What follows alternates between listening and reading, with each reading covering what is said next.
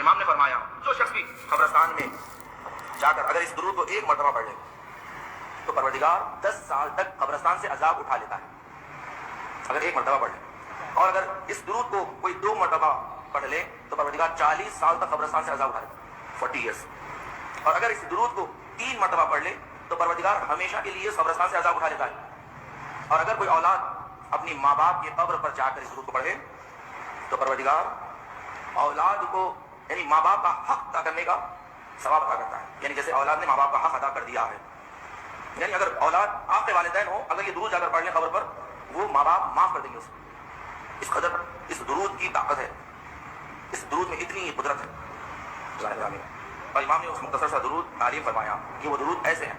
فرمایا اللہم صلی علی محمد و آل محمد ما دامت الصلوات وصلی علی محمد و آل محمد ما دامت البرکات وصلی علی محمد و آل محمد ما دامت الرحمہ اللہم صلی علی روح محمد و آل محمد فی الارواح وصلی علی جسد محمد و آل محمد فی الاجساد وصلی علی قبر محمد و آل محمد فی القبور وصلی علی صورت محمد و آل محمد فی الصور وصلی علی تربت محمد و آل محمد فی التراب وصلی علی نور محمد و آل محمد فی الانوار برحمتک یا ارحم الراحمین.